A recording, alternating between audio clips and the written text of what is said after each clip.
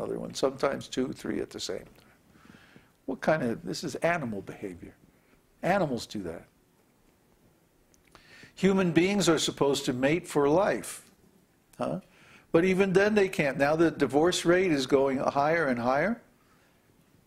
And so people aren't even bothering to get married anymore. You know, why bother? Probably going to break up anyway. So might as well just live together. That makes things easier. Huh? Less friction. So they get together very quickly and then they break up very quickly. This is going on. I've seen it. We have some dogs who live down the street. They act like that. Very quickly, easily come together and then apart. Some fight. And that's it. It's over. Bye. Next. Animals. Human beings aren't meant to live like that. Human beings are meant to have love. And love is composed of attachment and taste. But taste, if you have any taste, means you would only want to love someone who's perfect. Why would we want to love someone who has bad qualities, imperfections? Huh? Unless we're settling, unless we're compromising, unless we're, you know, settling for less than we're really capable of. That indicates a lack of respect for ourselves. But if we really want the best for ourselves, we'll only love someone who is perfect, and that's God. That's Kṛṣṇa. Kṛṣṇa has all good qualities in superabundance, unlimited, ever increasing. So Kṛṣṇa is the proper object for love. Actually, he's the only object for love because he's the only person who's perfect. Everyone else has some imperfection. I mean, actually, you can even find imperfection in Kṛṣṇa if you look hard enough. Kṛṣṇa is so perfect that he includes imperfection, but he's still perfect. Like some people say, well, if God is perfect and his creations are perfect, like the material world, then why is there suffering in this world? Well, because the material world is perfectly imperfect. The material world is a place where people can come who don't want perfection, who don't want God, who don't want service to God, who don't want to love God, who want to have some separation from God. And because of this separation, everybody in this world is suffering. They're feeling some pain, some deep discomfort and longing in their hearts. I know, I was like that. I remember. It was horrible. You can never quite feel satisfied, no matter what you do. Try this, you try that, you go here, you go there, do this, do that, with this one, with that one, whatever, and then still no satisfaction. And this goes on and on and on and on. Well, why do we do this to ourselves? Well, we could have a perfect beloved. We could have Kṛṣṇa. Just try to understand. But Kṛṣṇa is not going to accept you unless you're pure. That's why we're talking about pure love of God. He's not going to accept you if your love is divided between him and somebody else. Why should he? If you're going to marry somebody, let's say I'm going to marry some girl and I find out she's got another boyfriend. Oh, what's going on? I mean, that's the end of that deal, right? So Kṛṣṇa is the same way. Kṛṣṇa is even more picky about that. He says, Vyavasayatmika buddhi. Your intelligence has to be completely one-pointed and fixed on him. That's the only way he'll accept you. Sarvadharman parityaja, mam ekam sharanam vraja.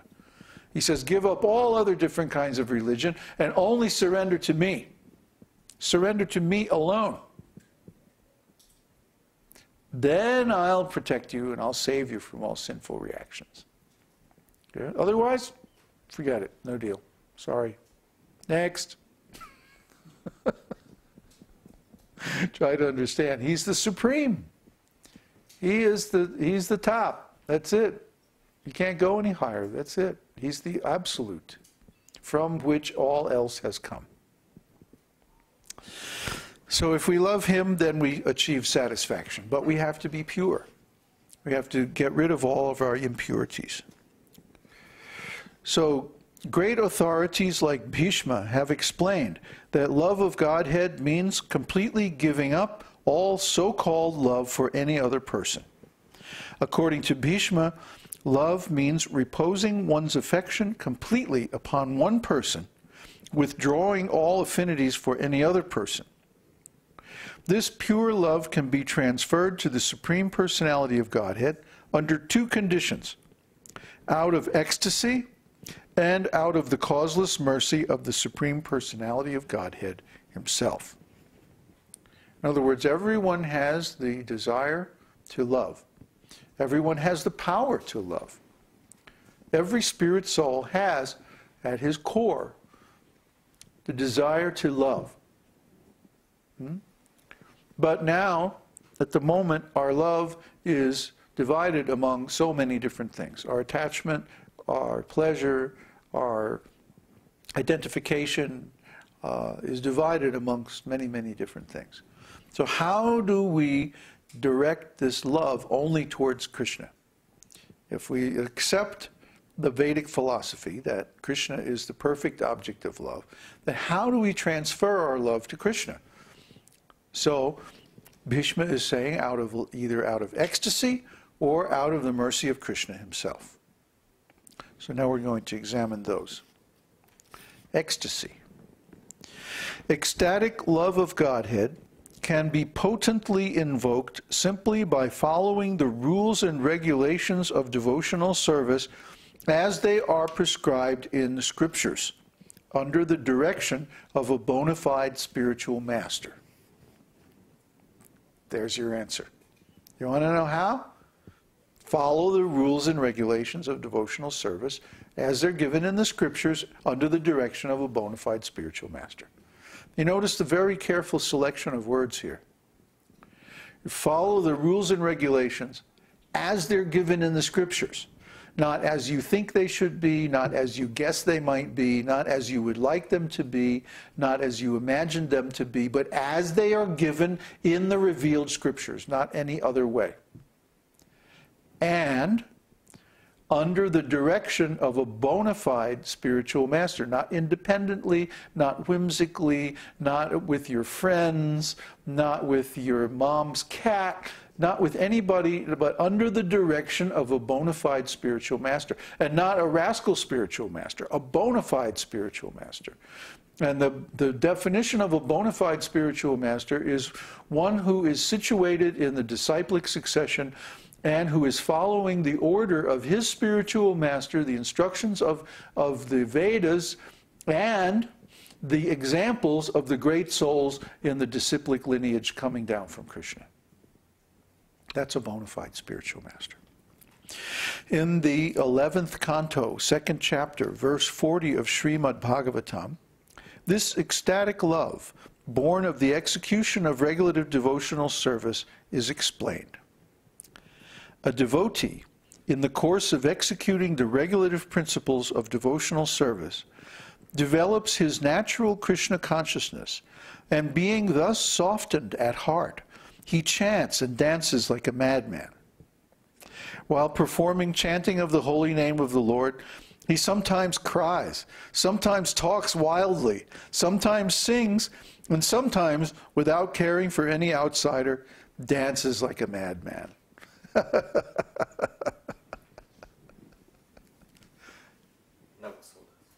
Never? Oh, we'll have to fix that.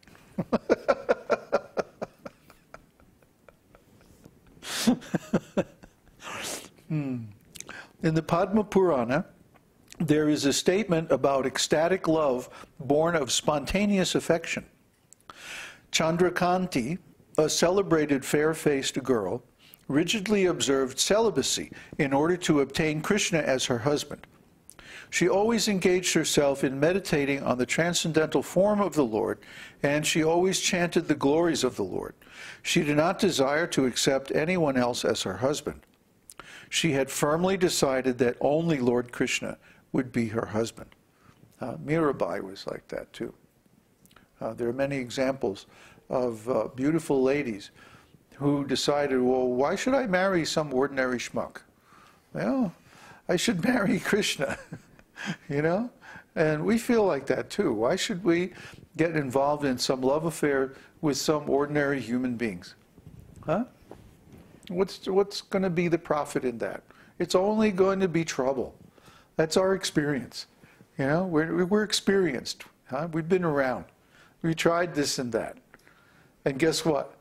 It was a big bunch of pain and trouble.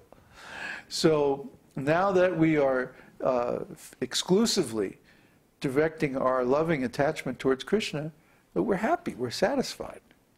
The devotees here, they tell me that they don't have any difficulty following the regulative principles. That's because